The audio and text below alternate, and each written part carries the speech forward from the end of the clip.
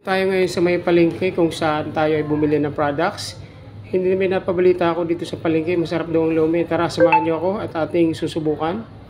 At masarap nga sa umaga magluto dito sa palengke. Yan, nandito ako ngayon sa parking. Iniikot yung camera para makita nyo.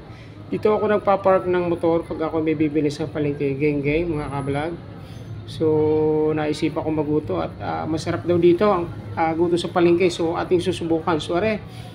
At ako lang ngayon nakaupo na medyo maingay sa paligid at may mga music. Yan mga ka-vlog. At naghihintay ako ng aking order. Ang mga guto kasi dito umaga makakapili ka ng mga sindet. Yan, mga bituka. Kaso pinaglahok-lahok yan. Geng-geng mga ka-vlog. Ayan, mayroon tayong kanin at kalamansi.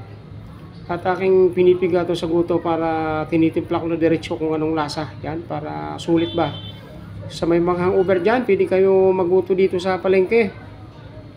At saka kina Kuya Oliver yan sa may San Juan. Medyo malayo-layo nga lang. Kaya lang pagdating nyo doon, maaga kayo. Dahil nga sa dami na kan. Ayan na, ang bilis naman ng pagkakaserve ni Madam. Ayan, at ating titingnan ng temperature kung mainit paga. Kasi minsan dito sa palengke, binabalian na lang ng tubig para nga dumami ang sabaw. Dahil mga naglulumi dito, o naguguto, ay may mga hangover minsan ng iba. Ayan. Halagang 60 pesos yan mga kaginggeng, mga kablog. Ayan. Tingnan nyo itong paligid. Napakaganda na at napakagaling naman ng mayor ng Lipa. At pinaganda ang paligid yan. Halagang 60 pesos lang. Guto na. Kaso nga lang medyo tagilid. Hindi malaman kumukulo. Pero aking temperature parang ang lagnat niya ay 37.8 lang. O ayan. So aking inalo-halo. Tingnan nyo yung mga bato. Ayan. Ilagyan natin ng sili.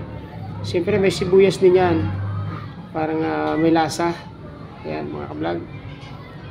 Wala. Sarap naman mga kagingging ang guto. Pwede na pagtsagaan. May nagsabi kayo sa akin masarap daw. Kaya sinubukan natin. So, aking nga sinubukan na yan. Kayo nang bahala doon. At medyo kinikilabutan lang ako ng konti. Dahil nga parang halos maraming baboy. So, try nyo na lang mga kabag, mga kagingging sa palengke. Sa second floor. Ang may mga hangover pwedeng magguto dito sa taas. Maraming salamat pala sa mga nag-follow ng aking page at saka YouTube channel. God bless you po.